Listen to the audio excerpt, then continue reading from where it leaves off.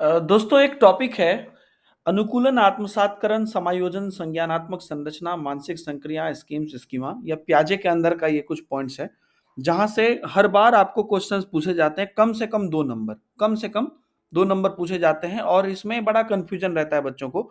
तो ये हर पॉइंट को आपको मैं एकदम क्विकली समझाने की कोशिश करूंगा कि आप जीवन में कभी नहीं भूलेंगे। तो आप लोग ध्यान से इसको देखिएगा और समझने की कोशिश करिएगा। ठीक है। तो अनुकूलन, आत्मसातकरण, समायोजन, इस तीनों को हम एक साथ रखते हैं। ठीक है। और बाकी को एक साथ रखते हैं। जैसे कि आप देख लीजिए, ये जो हमारा पॉइंट है, ओके, अनुकूलन है, आत्मसातकरण है और समायोजन है। ये तीनों को हम एक साथ समझेंगे क्योंकि ये तीनों रिलेटेड है भी। और बाकी जो हमारा है ये संज्ञानात्मक संरचना, मानसिक संक्रिया, स्कीम्स, स्कीमा, इसको हम एक साथ समझेंगे। तो पहले हम संज्ञानात्मक संरचना, मानसिक संक्रिया, स्कीम्स, स्कीमा, इस चारों को समझेंगे। फिर उसके बाद अनुकूलन, आत्मसातकरण, समायोजन को समझेंगे। ठीक है दोस्तों।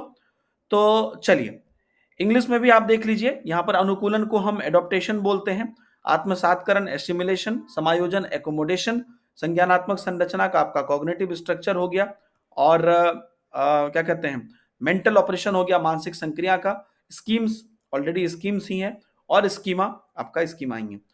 तो चलिए इस पर हम लोग देखते हैं। कुछ चीजें यहां पर आपके लिए बड़ा इंपॉर्टेंट हो जाएंगी, इसको आप लोग ध्यान से देखिएगा। अब देखिए, पहले हम लोग यहाँ पर जो, जैसा मैंने आपको कहा कि हम इन चारों पॉइंट को पहले एक साथ देखेंगे। संज्ञानात्मक संरचना, मानसिक संक्रिया, स्कीम्स और स्कीमा। चलिए मैं आपको एक फिगर के माध्यम से समझाने की कोशिश करता हूं। ये एक जगह है ना, जहां पर कि आप जो है काम करते हैं। ठीक है। और काम करने के बाद जो भी आपको वहां से बनता है, जैसे मान लीजिए कि आपकी कोई शॉप है या कोई फैक्ट्री है, यहां पर जब आप काम करते हैं, यहां से जब आप कोई चीज बनता है तो उसको आप फिर एक जगह पे रख देते हैं, करते हैं नॉर्मली ऐसा। एक जगह फैक्ट्री है जहां पर सब कुछ बनाते हैं, फाइनल उसके बाद जब बन जाता है तो उसको हम एक जगह पे रख देते हैं। तो ये जो फैक्ट्री है, ठीक है, ये जो मान लीजिए ए एक फैक्ट्री है और बी है वो जगह जहां पर हम लोग रख देते हैं। तो ए जो फैक्ट्री है, फैक्ट्री में तो काफी चीजें होंगी। तो उसी प्रकार से हमारा माइंड का एक संरचना, एक कंस्ट्रक्शन, जो एक फैक्ट्री की तरह काम करता है, जहां पर कि हमारा स्मृति रहता है, जहां पर कि हमारा चिंतन रहता है, जहां पर कि हमारा तर्क रहता है, ये सब जो एक साथ काम करते रहते हैं, इसको हम लोग संज्ञानात्मक संरचना बोल देते हैं। ठीक है। ये क्या हो गया हमारा संज्ञानात्मक संरचना, क्योंकि ये हमारे माइंड का एक फैक्ट्री है, वर्क जहां पे चलता है बेसिकली।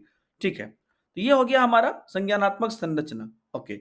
अब यहां से जो फाइनल निकल के स्मृति, चिंतन, तर्क इत्यादि चीजें करके जो हमारा फाइनल आउटपुट निकलता है, उसको हम अपने माइंड के एक ऐसे जगह पे रख देते हैं जहां पर कि हम समझ जाते हैं कि भाई चलो हाँ, हमारा ये फाइनल प्रोडक्ट तैयार हो गया।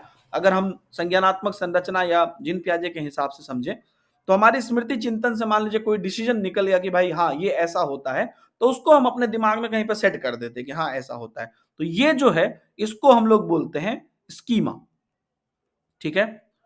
तो पहले ये दोनों चीज समझ गए। संज्ञानात्मक संरचना एक ऐसा जगह है, एक ऐसा मानसिक संगठन है। यहां पर आप देख लीजिए, संज्ञानात्मक संरचना एक ऐसा मानसिक संगठन है जहां पर कि आपका प्रत्यक्षीकरण, स्मृति, चिंतन इत्यादि होता है।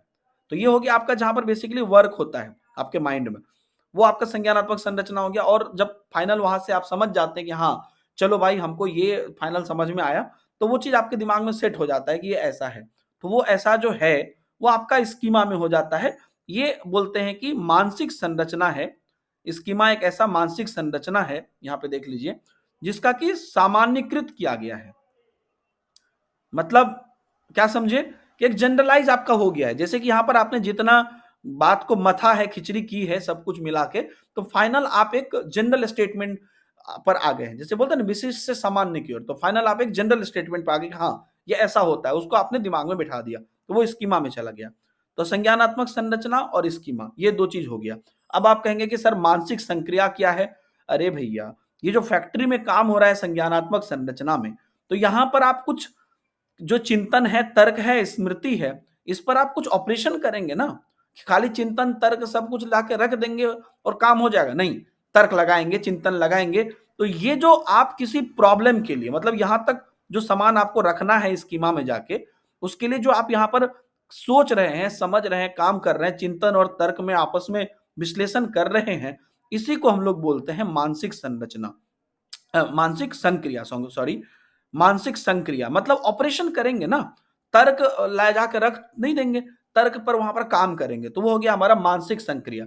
तो समस्या समाधान के लिए किया जाने वाला जो चिंतन है ना, ये देखिए यहां पर जो ये चिंतन हो रहा है, प्रॉब्लम मतलब फैक्ट्री में काम होते वक्त जो ऑपरेशन हो रहा है, वो ऑपरेशन आपका मानसिक संक्रिया है। ठीक है, अब रही बात, आप एक आपका बचता है स्कीम। स्कीम क्या है?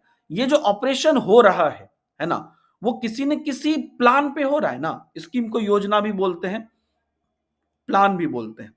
तो ये जो ऑपरेशन हो रहा है किसी न किसी योजना पर हो रहा है, किसी न किसी प्लान पर हो रहा है, कोई ना कोई तो पैटर्न पे हो रहा है कि नहीं इसको ऐसे करना है, इसको ऐसे करना है, यही काम करना है, इसी तरह से करना है। तो ये जो प्लान ऑफ एक्शन है, ये जो प्लान है ना, जिसको हम लोग यहां पर बोलते हैं कि चिंतन का एक अभिव्यक्त स्वरूप है ना, चिंतन को किस पैटर्न में लगाना है, चिंतन को कैसे रिप्रेजेंट करना है, ये बात आपको ये प्लान बताता है, जिसको कि आप बोल देते हैं स्कीम्स, है ना। जैसे आप बोलते हैं ना क्या स्कीम है, मतलब किस प्लान पे काम कर रहा है, तो ये प्लान ये हो गया। ठीक है, तो ये चारों चीज हमारा क्लियर हो गया। एक बार मैं क्विकली रिपीट कर देता हूं। सबसे पहले हमने समझा संज्ञानात्मक संरचना, ये एक फैक्ट्री है जहां पर कि चिंतन, तर्क इत्यादि क्रियाएं चलती रहती है। अब इसको कोई ना कोई इस पर रख के तो होगा नहीं, इस पर ऑपरेशन करना पड़ेगा, फैक्ट्री को स्टार्ट करना पड़ेगा। तो इसको स्टार्ट करने के लिए मानसिक संक्रिया हुई, जो कि बेसिकली इस पर ऑपरेशन करता है। उसके बाद बात आई कि अब स्कीमा की, स्कीमा क्या है? तो स्कीमा मैंने यहाँ पर आपको बता दिया कि ये सब जो सारा काम करने के बाद जो आप चीजों को अपने दिमाग में सेट करके कहीं पर रख देते हैं कि हाँ चलो भाई काम हो गया है, ताकि दोबारा आपको फिर से वो चीज काम आने पर आपको याद रहे, तो वो आप स्कीमा में जाके रख देते हैं। इसलिए इसको हम लोग बोलते हैं कि मानसिक संरचना का सामान्यकृत कर दी यहाँ पे। स्कीम एक बचा, तो स्कीम वो प्लान है, वो योजना है जिस पर कि हम ऑपरेशन करते हैं। समझ गए? तो हम लोग क्या हो गया, मानसिक संक्रिया करते हैं एक योजना, एक स्कीम के तहत, जो कि संज्ञानात्मक संरचना में होती है, और सब कुछ करने के बाद हम इसको स्कीमा में रख देते हैं। ठीक है, तो ये चारों पॉइंट हमारा जो है यहां पर क्लियर हो गया। ओके, अब यहां पर देखेंगे बाकी का जो हमारा 3 बचा हुआ है। बाकी का 3 बच्चों हमारा यहां पे क्या बचा हुआ है? आत्मसात्करण, समंजन और जो है आपका अनुकूलन। अनुकूलन आपका ऊपर में ही होगा, अनुकूलन आपका ऊपर में ही होगा। हाँ, यहां देख लीजिए, अनुकूलन, आत्मसात्करण, समंजन। अब चलिए, अब मान लीजिए आप कोई काम करते हैं, जैसे यहीं पर अभी हम लोग समझ रहे थे, हम अपने स्कीमा में काम सब कुछ जाके रख देते हैं, उसके लिए हमको जो है पहले संरचना में काम करना पड़ता है।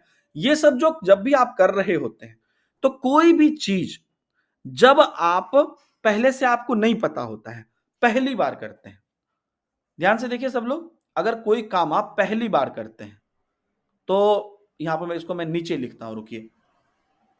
कोई काम जब आप पहली बार करते हैं, तो पहले से आपको पता होता है? पहले से नहीं पता होता है ना। तो पहले से आपका यहां पर कोई पूर्व ज्ञान नहीं है, तो वहां पर आप क्या करते हैं? आप वहां पर जाके आप समायोजन करते हैं। क्यों?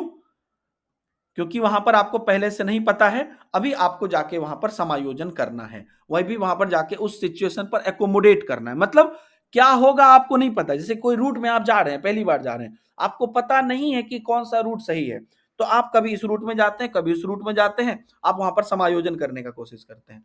ठीक है, अब पहली बार जब एक बार आप समायोजन कर लिए, तो उसके बाद फिर क्या होता है? उसके बाद आप दूसरी बार जो है, जब आपको वो पूर्व ज्ञान में आ जाता है ना, तो मान लीजिए अब आप एक बार समायोजन कर लिए, एक बार आप उस रूट से जाके चले आए, तब आपको पता है, आप भटकिएगा नहीं, इधर उधर कोई गली में नहीं जाइएगा। तो अब आपको जो है वो पूर्व ज्ञान में आ गया है। अब वहां पर जो है आप पहले से सीखी हुई योजना को काम में लाते हैं, इसको हम लोग जो है अब आत्मसात्करण बोल देते हैं। ठीक है, लोग को लगता है कि ये दोनों अलग अलग चीज है, नहीं। पहले जो चीज समायोजन किए थे ना, वही बाद में उसी चीज को दोबारा जब देखते हैं तो आत्मसात्करण बोल देते हैं। पहली बार में नया था तो वो समायोजन था। देख लीजिए, समंजन समायोजन का वही लिखा है कि पूर्व में सीखी चीजों पर काम ना चलने पर हम समंजन करते हैं, समायोजन करते हैं। ठीक है बेटा, ये नोट्स जो है ये हमने वेबसाइट पर अपलोड कर दी है, ऐप पर भी कर दी है, लिंक वीडियो के डिस्क्रिप्शन में डाल दिया, ले लीजिएगा नोट्स। तो ये हमारे बुक का नोट्स है बाय द वे। तो हो गया, समायोजन कर लिया। अब पहली बार नहीं पता था तो समायोजन कर लिया, अब वो चीज दूसरी बार हो रही है तो आत्मसातकरण हो गई।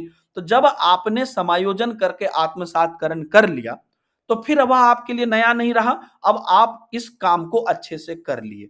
जब आप इस काम को अच्छे से कर लिए तो हम इसको बोल देते हैं कि भैया आपने अनुकूलन कर लिया, है ना। मतलब ये दोनों काम जब आपका हो गया पूरा, तो अब आप आराम से जाते आते, मान लीजिए कहीं पर पहले रूट पता नहीं था, पहली बार समायोजन किए, दूसरी बार जाके उसमें हम लोग आत्मसात कर लिए कि भैया पहले से पता है, अब इस रूट में जाने आने लगे।